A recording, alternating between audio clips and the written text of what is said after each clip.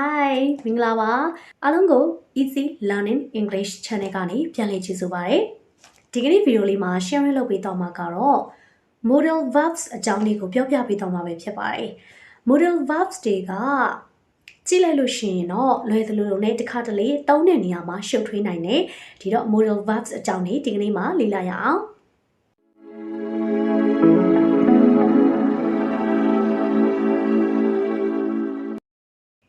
ဟုတ်ပြီ so what are modal verbs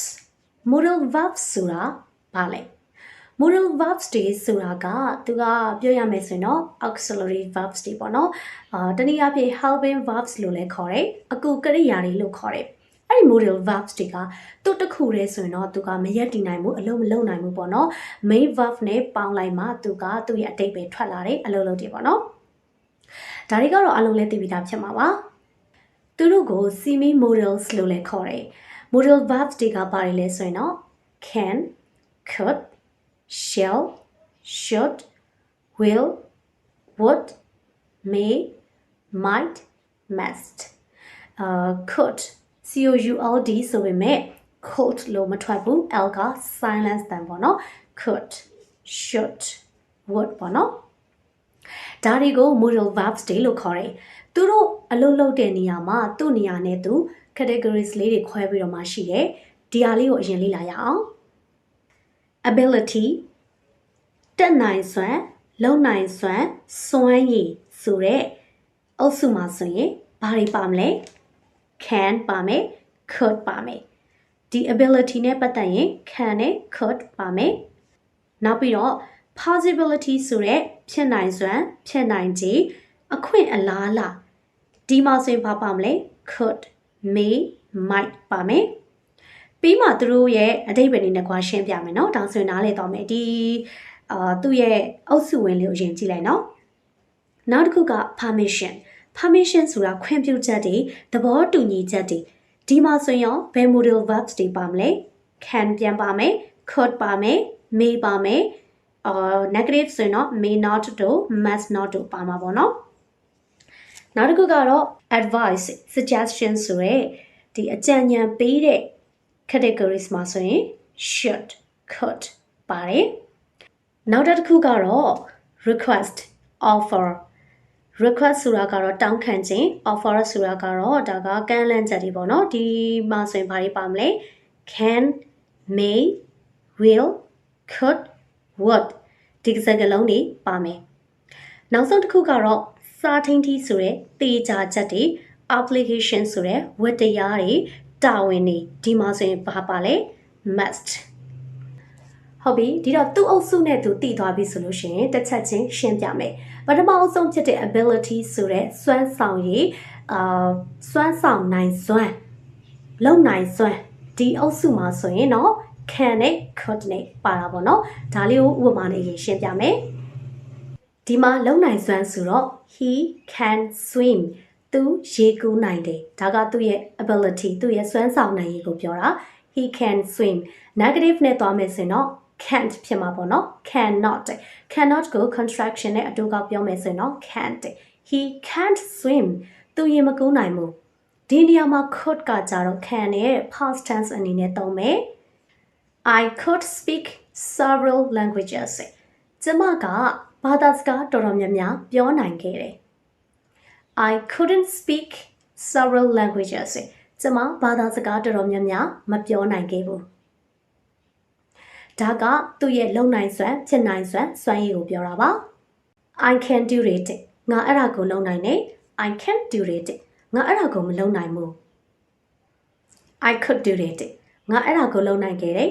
I couldn't do it ငါအဲ့ဒါကိုမလုံနိုင်ခဲ့ဘူးနောက်တစ်ခုက possibility ဆိုတာကဖြစ်နိုင်စွမ်းဖြစ်နိုင်ခြေအလားလာရှိရဲဆိုတဲ့အဓိပ္ပာယ်အဲ့ဒီမှာဘာတွေပါလဲ could may might ပါတယ်ဒီတော့အငင်းဆိုရင်တော့ couldn't may ဆိုရင်တော့ maydn't လို့မသွားဘူးเนาะ may not လို့ပဲသွားမယ် couldn't may not might not ပေါ့နော် they may come tomorrow သူတို့မနက်ဖြန်လာနိုင်တယ်ဒီမှာလာနိုင်တယ်ဆိုတော့ဖြစ်နိုင်ခြေရှိတယ်သူတို့လာနိုင်တယ်ဒါကလာရင်လည်းလာမယ်မလာရင်လည်းမလာဘူးဆိုတဲ့အဓိပ္ပာယ်ဒါကြောင့်မလို့ may ကိုသုံးထားတယ် they may come tomorrow ဒီမှာအငင်းနဲ့တုံးမယ်ဆိုရင်တော့ they may not come tomorrow သူတို့မနေ့ပြန်မလာနိုင်ဘူးပေါ့နော် he could be in his office he could be in his office သူဟာသူ့ရဲ့ရုံးမှာရှိနိုင်တယ် could be ဒီမှာဆိုရင်တော့ be ကိုဘာလို့တုံးလဲဆိုတော့သူကmain verb ပေါ့နော် verb တစ်ခုပါရအောင်မှာမလို့ he could in his office လို့မပြောဘူး he could be in his office လို့ပြောတယ် they might be at home they might be at home they might be at home သူတို့အိမ်မှာရှိနိုင်တယ်ဒီလိုမျိုးဖြစ်နိုင်ခြေရှိတဲ့အလားအလာတွေမှာဆိုရင် may could might သုံးလို့ရပါတယ် it might rain tomorrow မနက်ဖြန်မိုးရွာနိုင်တယ် it might rain tomorrow might ကကြတော့ဖြစ်နိုင်တယ်ဆိုပေမဲ့ဒီ may ထပ်ဆက်လို့ရှိရင် percentage ကပိုများတာပေါ့နော် it may rain tomorrow ဆိုရင်တော့မနက်ဖြန်မိုးရွာနိုင်လောက်တယ်ထင်တယ် it might rain tomorrow ဆိုရင်တော့နည်းနည်းလေးပိုသေးကြတဲ့အခါမှာ it might ကိုသုံးပါတယ် might rain tomorrow if we don't hurry we could be late if we don't hurry ငါတို့မြန်မြန်မလုပ်ဘူးဆိုရင် we could be late ငါတို့နောက်ကျလိမ့်မယ်နောက်ကျနိုင်တယ်နောက်ကျတာဖြစ်နိုင်တယ်ဆိုရဲအဓိပ္ပာယ်ဖြစ်ပါတယ်ဒါက possibility နဲ့ပတ်သက်ပြီးတော့ပြောပြခဲ့တာဒါကဖြစ်နိုင်ခြေရှိတဲ့အခါမှာသုံးတဲ့ modal verbs တွေနောက်တစ်ခုကကြတော့သူကဘာလဲဆိုတော့ permission ဆိုတဲ့ခွင့်ပြုချက်တွေခွင့်ပြုချက်ဒီလိုနေရာမျိုးမှာဆိုလို့ရှိရင်တော့ဒီ modal verbs တွေကိုသုံးတယ် can could may negative ဆိုရင်တော့ may not must not ကိုသုံးတာပေါ့နော်ဥပမာ can I come in ကျွန်တော်ဝင်လာလို့ရမလား permission ခွင့်ပြုချက်ပေါ့နော် can I come in ကျွန်တော်ဝင်လာလို့ရမလား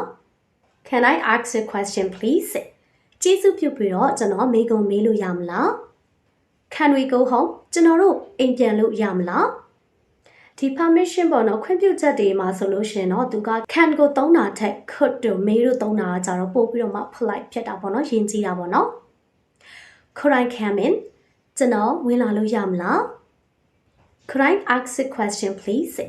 ကျေးဇူးပြုပြီးတော့ကျွန်တော်မေးခွန်းမေးလို့ရမလား May I come in ကျွန်တော်ဝင်လာလို့ရမလား can နဲ့သုံးတာထက် may ကတော့ပို့ပြီးတော့ယဉ်ကျေးတာပေါ့နော် You may come in မင်းဝင်လာနိုင်ပါတယ် You can sit here မင်းဒီမှာထိုင်နိုင်တယ် You may sit here မင်းဒီမှာထိုင်နိုင်တယ် may ကတော့ပို့ပြီးတော့ယဉ်ကျေးတယ်နော် You can go now မင်းခုသွားနိုင်ပါပြီနောက်တစ်ခုကတော့ You mustn't go until I tell you ငါမင်းကိုမပြောမချင်းမင်းသွားလို့မရသေးဘူးဒီမှာတော့ must not ရဲ့အတူကောက်ပေါ့နော် mustn't ကိုသုံးထားတာ must ကလည်းဒါခွင့်ပြုချက်တောင်းတဲ့နေရာမှာခွင့်ပြုချက်ပေးတဲ့နေရာမျိုးမှာလည်းသုံးလို့ရပါတယ်ဒီမှာတော့ negative ဖြစ်တဲ့ must not mustn't ကိုသုံးထားတာပါနောက်တစ်ခုကကြတော့ suggestion တွေ advice တွေအကြံဉာဏ်တွေပေါ့နော်အကြံဉာဏ်ပေးတာတရားကိုအကြံဉာဏ်ပေးတဲ့အခါကိုအကြံဉာဏ်ပြန်ပြီးတော့ပေးတဲ့အခါမျိုးတွေမှာဆိုရင်လည်းသုံးတဲ့ဒီ modal verbs တွေကတော့ should could ဖြစ်ပါတယ် You should go by train မင်းရထားနဲ့သွားတဲ့နေ negative ဆိုရင်တော့ should not ရဲ့အတူကောက်ဖြစ်တဲ့ shouldn't ကိုသုံးမယ်You shouldn't go by train မင်းရထားနဲ့မသွားသင့်ဘူး She should stay at home if she is sick သူမနေမကောင်းရင်အိမ်မှာပဲနေသင့်တယ်ဒါဆိုရင် could နဲ့သုံးမယ် We could meet at the weekend ကျွန်တော်တို့တနင်္ဂနွေမှာဆုံကြမယ်လေဒါကတော့ positive suggestion တွေမှာဆိုရင်တော့အသုံးများတယ် You could eat out tonight မင်းဒီညအပြင်ထွက်စားလို့ရတယ်လေဒီလိုပြောတဲ့အခါမျိုးတွေမှာကောင်းတဲ့အကြံဉာဏ်တွေပေးတဲ့အခါမျိုးမှာဆိုရင်ဒီ could ကိုသုံးလို့ရတယ်အကြံဉာဏ်ပေးတာပါပဲ should ကလည်းသုံးလို့ရတယ် should နဲ့ could ကိုသုံးရတယ်နော်နောက်တစ်ခုကတော့ request offers ပေါ့နော်တောင်းခံခြင်းတွေဒီကမ်းလှမ်းချက်တွေမှာဆိုလို့ရှင်တော့ may will can may will could would shall ဒီ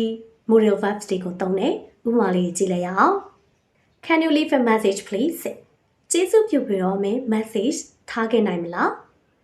ကျေးဇူးပြုပြီးတော့မင်း message ထားခဲ့နိုင်မလားဒါကလည်း request တောင်းခံခြင်းဖြစ်တဲ့အတွက်ကြောင့်မလို့ဒီ modal verbs ပေါ့နော် can ကိုသုံးထားတာပါ Will you carry this for me please ကျေးဇူးပြုပြီးတော့ကျွန်တော်အတွက်ဒါကိုမင်းတည်ပေးနိုင်မလားလို့ပြောတာပါပို့ပြီးတော့ရင်ကြီးကြီးပြောမယ်ဆိုလို့ရှင်တော့ဒီ can နေရာမှာ could နဲ့would တွေကိုသုံးတာကတော့ပို့ပြီးတော့ရင်ကြီးတာပေါ့နော် Can you leave a message please ဆိုတဲ့အစား Could you leave a message please လို့သုံးပေးတာကပို့ပြီးတော့ရင်ကြီးပါတယ် Will you carry this for me please ဆိုတဲ့အစား Would you carry this for me please လို့လည်းသုံးနိုင်ပါတယ်နောက်တစ်ခုကတော့ offer ဆိုတဲ့ကမ်းလှမ်းချက်เนาะကမ်းလှမ်းချက်ဆိုရင်တော့ Can I help you ငါမင်းကိုကူညီရမလား Can I do that for you မင်းအတွက်ဒါကိုလုပ်ပေးပါရစေလုပ်ပေးရမလားပေါ့နော် Shall I help you with that ဒါနဲ့မင်းကိုကူညီရမလား Shall I call you tonight ဒီညမင်းကိုဖုန်းခေါ်လို့ရမလားဖုန်းခေါ်လို့ရမလားဖုန်းခေါ်ပါရစေလို့ကမ်းလှမ်းတာပါပဲเนาะနောက်ပြီးတော့ would you like လို့လည်းသုံးလို့ရသေးတယ် would ဆိုတာထက် would you like ကလည်းပို့ပြီးတော့ယဉ်ကျေးရပါတော့ would you like to come tomorrow မနက်ဖြန်လာနိုင်မလားမနက်ဖြန်မင်းလာနိုင်မလားလို့ပြောတာပါ would you like another drink နောက်ထပ်တောက်စရာလိုပါသေးလားလို့ပြောတာပါ would ကိုတစ်လုံးနဲ့သုံးတာထက် would you like ဆိုတာကတော့ပို့ပြီးတော့ယဉ်ကျေးပါတယ်နောက်ဆုံးတစ်ခုကတော့ certainty applications ပြီးတော့ necessity application ဆိုတာကတော့တာဝန်တွေဝတ္တရားတွေလောက်ရမယ့်အရာတွေပြီးတော့ necessity ဆိုတာလိုအပ်ချက်တွေလိုကိုလိုအပ်တဲ့အရာတွေမှာဆိုလို့ရှင်တော့ must ဆိုတဲ့ modal verb ကိုသုံးပါတယ် you must go now မင်းအခုသွားရမယ်သွားကိုသွားရမယ်လိုအပ်တယ်ပေါ့နော်တာဝန်ဝတ္တရားတစ်ခုပါပဲ my key must be in the car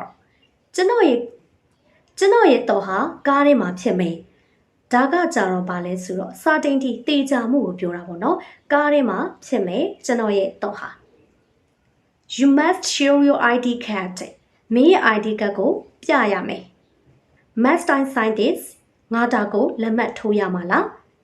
ဒီ must ကကြတော့လုပ်ကိုလုပ်ရမယ်လိုအပ်တဲ့တာဝန်ဝတ္တရားလုပ်ကိုလုပ်ရမယ့်အရာမျိုးတွေတေချာတဲ့အရာမျိုးတွေမှာဆိုရင်တော့ must ကိုသုံးပါတယ်